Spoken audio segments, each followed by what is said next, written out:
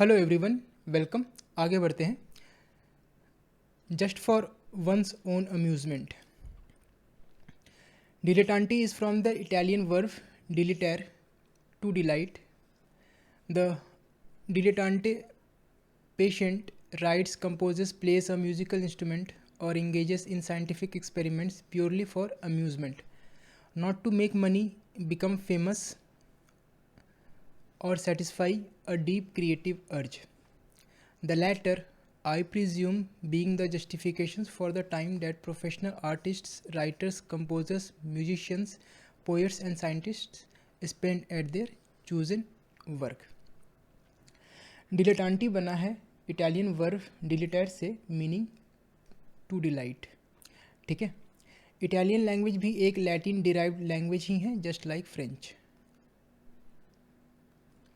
डिलेटांटी means a dabbler which is a person who engages in fine arts just for amusement. केवल अपने मनोरंजन के लिए वो फाइन आर्ट्स में खुद को इंगेज करता है। ठीक है। And not to make money, not to become famous, और not to satisfy his creative urge. ठीक है। द लैटर, जब भी आप ये दो वर्ड्स देखें, लैटर या फॉर्मर,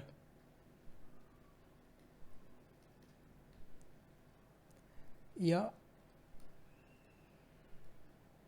फॉर्मर, तो समझ जाइएगा कि दो पर्सन की बात हो रही है। एक है फॉर्मर और दूसरा है लैटर। फॉर्मर कहा जा रहा है पहले वाले पर्सन को, और लैटर कहा जा रहा है बाद वाले पर्सन को। इस पैराग्राफ में फॉर्मर कौन है और लैटर कौन है? ठीक है। फॉर्मर हो गया पहले वाला पर्सन, तो यहाँ पर फॉर्मर डिलेटांटे को कहा जा रहा है। ठीक है। और लैटर कौन है? लैटर वो पर्सन है जो पैसे के लिए या फेमस होने के लिए या अपने क्रिएटिव अर्ज को सेटिस्फाई करने के लिए काम कर रहा है, उसको कहा जा रहा है। तो नॉर्मन ल्यूइस यहाँ ये कह रहे हैं कि उन्होंने लेटर वाले पर्सन को ये कहा है कि वो पैसे के लिए, फेमस होने के लिए या फिर अपने क्रिएटिव अर्ज को सेटिस्फाई करने के लिए काम करता है। इस चीज़ को वो जस्टिफाई कर सकते हैं उसके द्वारा, उस काम को दिए गए अपने वक्त से। ठीक है। For the time that professional artists, writers spend at their chosen work. Okay, आगे बढ़ते हैं। A dilettantish attitude is superficial, unprofessional. Okay, superficial का मतलब होता है ऊपरी, बाहरी। अनप्रोफेशनल हो गया नॉट प्रोफेशनल। ठीक है। डिलेटांटिश हो गया उसका एडजेक्टिव फॉर्म, डिलेटांटी का एडजेक्टिव। ठीक है। एज एन एडजेक्टिव इसकी डेफिनेशन होगी रेफरिंग टू डिलेटांटी। ओके। डिलेटांटिज्म हो गया उसका नाउन फॉर्म। ठीक है। एक्चुअली डिलेटांटी भी नाउन है, लेकिन हम इस वर्ड का यूज़ किसी पर्सन के लिए करेंगे, और जब हम उस एक्टिविटी की बात कर रहे हैं, ठीक है, activity of superficially involving in some fine arts, ठीक है, उस केस में हम जिस वर्ड का यूज़ करेंगे वो है डिलेटांटिज्म। ठीक है। So dilettantism is superficial part-time dabbling in the type of activity that usually engages the full time and energy of the professional artist or scientist। ठीक है।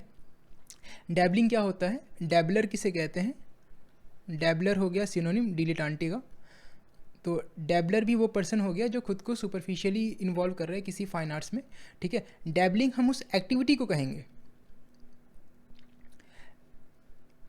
डैबलिंग इज अ जेरंड। आप लोगों ने एक फेमस एग्जाम्पल पढ़ा होगा, जैसे smoking is injurious to health. तो यहाँ पर स्मोकिंग उस एक्टिविटी को कहा जा रहा है, it's a gerund. Smoking here is a gerund, वहाँ पर, यहाँ पर एज अ नाउन यूज़ हुआ है। इसी तरह से डैबलिंग इज ऑल्सो अ जेरंड, उस एक्टिविटी की बात हो रही है। तो डिलेटांटिज्म एज अ नाउन हम इसको डिफाइन करेंगे, वन वर्ड नाउन हम इसको डिफाइन करेंगे डैबलिंग यूज़ करके, या फिर हमें एक नाउन फ्रेज चाहिए तो हम लिखेंगे सुपरफिशियल डैबलिंग या फिर part time dabbling in one of the fields of fine arts, जिसमें किसी प्रोफेशनल आर्टिस्ट का फुल टाइम और एनर्जी लगता है। Okay, moving on. Do not confuse the dilettante who has a certain amount of native talent or ability with the tyro. टायरो हो गया नौसिखिया, beginner, novice या फिर learner, who is the inexperienced beginner in some art but who may be full of ambition, drive and energy. ठीक है, अब जाहिर सी बात है कोई मास्टर ऐसे ही तो नहीं बनता, उसने कहीं ना कहीं से शुरुआत तो की होगी, तो उसी नौसिखिए पर्सन को कहते हैं टायरो. अच्छा, डिलेटांटी और टायरो ये दोनों ही डिफरेंट वर्ड, ये दोनों ही डिफरेंट वर्ड्स हैं, ये दोनों एक दूसरे के सिनोनिम नहीं है. Okay, both are different words. ठीक है. To call a person a tyro is to imply that he is just starting in some artistic, scientific और professional field. He is not much good yet because he has not had time to develop his skill, if any. Okay, अभी उसने start किया है. The dilettante usually has some skill but isn't doing much with it. ठीक है, अब जाहिर सी बात है वो केवल हॉबी उस चीज़ को परस्यू कर रहा है, तो एज अ प्रोफेशन परस्यू नहीं कर रहा है, तो ना तो उस फील्ड से उसका नाम है, ना तो उस फील्ड से उसको पैसे मिल रहे हैं, तो उससे वो कुछ ज़्यादा नहीं कर रहा है.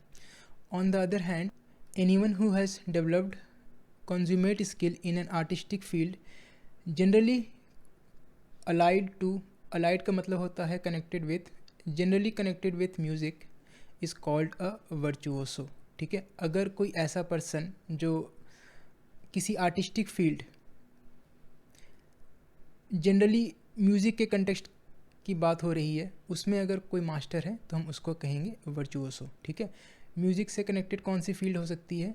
ओके, म्यूज़िक से कनेक्टेड हो सकता है सिंगिंग, हो सकता है म्यूज़िक को कंपोज करना, ये एक फील्ड हो सकती है, या फिर किसी म्यूज़िकल इंस्ट्रूमेंट को प्ले करना. ठीक है, इन सब चीज़ों में अगर कोई पर्सन मास्टर है, बहुत ज़्यादा प्रोफेशनल है, एक्सपीरियंस्ड है, हम उस पर्सन को कहते हैं वर्चुओसो. ठीक है, लाइक ये दो नेम हैं, like this two on the violin या फिर this two on the piano. ठीक है, मैं इनमें से किसी को भी नहीं जानता, मैंने भी पहली बार इनका नाम पढ़ा है यहाँ पर. ठीक है, कंटेक्स्ट का ध्यान रखेंगे. मेनली इस वर्ड का यूज़ हम म्यूज़िकल फील्ड में करते हैं. ठीक है, जैसे कंपोजिशन, सिंगिंग या फिर कोई इंस्ट्रूमेंट को प्ले करना. ओके, आगे बढ़ते हैं. Pluralize virtuoso in the normal way, वर्चुओसोस.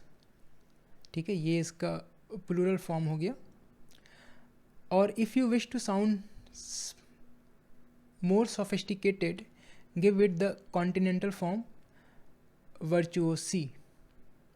Similarly, the plural of dilettanti is either dilettantes or dilettanti. ठीक है, तो यहाँ पर मुझे थोड़ा सा आपको एक्सप्लेन करना होगा. इंग्लिश लैंग्वेज में हम जब किसी सिंगुलर का प्लूरल बनाते हैं तो हम क्या करते हैं, एस और ई एस ऐड करके बनाते हैं. ठीक है, एस या ई एस. लेकिन कुछ वर्ड्स हैं जिसके प्लूरल फॉर्म में हम आई का यूज़ करते हैं. ठीक है, जैसे सिलेबस. Syllabus is singular. इससे अगर हमें प्लूरल बनाना है तो हम लिखते हैं या तो सिलेबसेस है एक फॉर्म, दूसरा है सिलेबाई. ठीक है, ये जो आई वाला फॉर्म है ना, ये इटालियन फॉर्म है सिंगुलर से प्लूरल बनाने का. यही नॉर्मन लुइस यहाँ पर बता रहे हैं.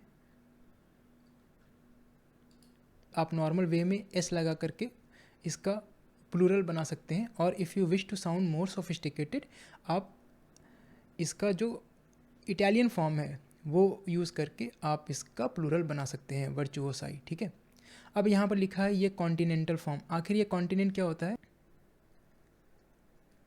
एक कॉन्टिनेंट होता है हमारा, जो 7 कॉन्टिनेंट्स हैं वर्ल्ड के, जैसे एशिया हो गया, अफ्रीका हो गया, यूरोप हो गया. ठीक है, एक कॉन्टिनेंट तो वो हो गया जो 7 लार्ज लैंड मासेस होते हैं. ठीक है, वो हो गया, जैसे एशिया, अफ्रीका, यूरोप, ठीक है। और एक और कॉन्टिनेंट होता है,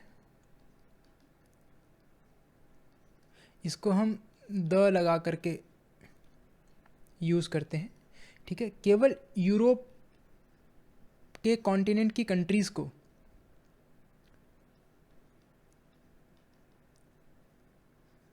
केवल यूरोप की कंट्रीज़ को एक्सेप्ट ब्रिटेन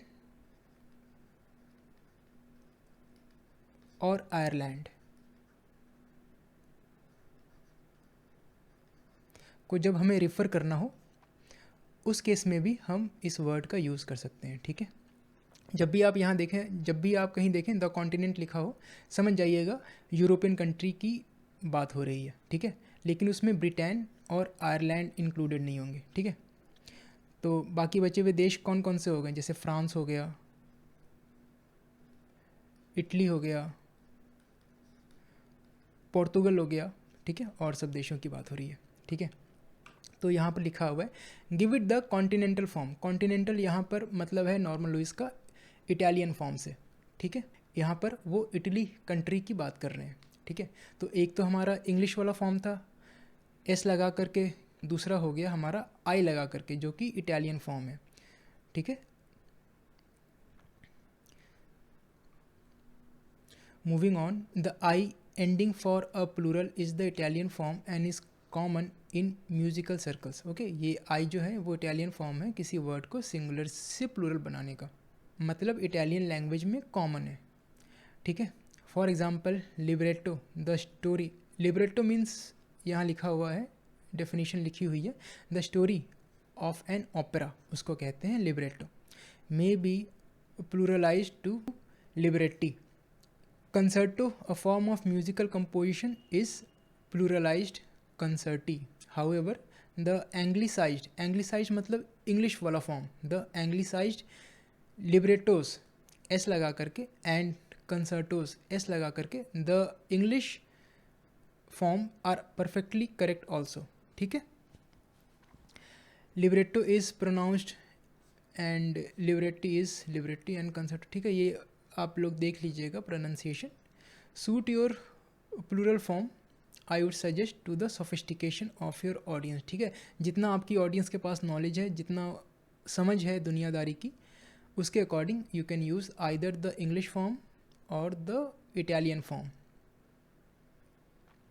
ठीक है। Moving on, masculine women. Okay, Virago comes oddly enough from the Latin word for man, vir, vir. Perhaps the derivation is not so odd after all. ठीक है, विरागो क्या होता है?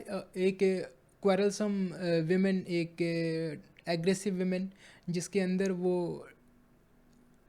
टिपिकल फेमिनिटी की quality नहीं होती है, ठीक है। तो उसको कहते हैं virago. It comes from Latin word for man, जो झगड़ालू औरत, एग्रेसिव औरत होती है। जनरली एक औरत को जब हम पोर्ट्रे करते हैं, हम ऐसी इमेज नहीं बनाते हैं, ठीक है। Far from being stereotypically feminine, that is timid, delicate, low spoken etcetera, is stereotypically masculine in personality, coarse, aggressive, loud mouthed, ठीक है। कोर्स का मतलब होता है किसी, coarse is an adjective, as an adjective context क्या है इसका, ये आप किसी पर्सन या फिर उसके स्पीच के लिए यूज़ करेंगे, मीन्स रूड और वल्गर, ठीक है। एग्रेसिव तो हॉस्टाइल हो गया, या फिर बेलिकोस, बेलिकोस मतलब वॉर लाइक। लैटिन बेल मतलब वॉर, ठीक है। अच्छा, इसके दो सिनोनिम हैं, एक है टर्माजेंट और दूसरा है हेरिडन, ठीक है। मेक श्योर ये दोनों भी आप याद कर लें, टर्माजेंट और हेरिडन विरागो के साथ साथ। तो हमारे पास 3 वर्ड्स हो गए वैसी वुमेन को डिस्क्राइब करने के लिए। एक है विरागो, दूसरा टर्माजेंट, तीसरा harridan. Are words with essentially the same uncomplimentary meaning as virago. To call a brawling women a virago, brawling मतलब फाइटिंग, क्वेरलिंग, यहाँ पर आईएनजी फॉर्म यूज़ हुआ है, as a present participle, as an adjective use हुआ है, ठीक है। So brawling is an adjective, ये वुमेन को डिस्क्राइब कर रहा है। To call a fighting woman a virago, a termagant and a heridon is admittedly repetitious but is successful in relieving one's feelings. Okay, आगे का हम अगली वीडियो में करेंगे, इसे मुझे अभी एनोटेट करना है। मेक श्योर अगर वीडियो अच्छी लगी है तो मेक श्योर आप उसको एक लाइक ज़रूर करें, और चैनल पर नए हैं तो प्लीज़ सब्सक्राइब ज़रूर कीजिएगा। इस तरह से एनोटेट करके वीडियो बनाने में काफ़ी मेहनत लगती है, आपके एक सब्सक्रिप्शन से मुझे बहुत मोटिवेशन मिलता है। और do give your feedback in the comment section, ठीक है। आपका एक वर्ड का फीडबैक भी मुझे बहुत अच्छा लगता है, मैं आपके कमेंट्स पढ़ता हूँ। और make sure to share this series, the entire series to one person only. आपका कोई फेसबुक या व्हाट्सएप ग्रुप होगा, एक शेयर कर दीजिएगा प्लीज़। तो मिलते हैं अगले वीडियो में। आप लोगों ने मुझे इतना समय दिया, थैंक यू सो मच।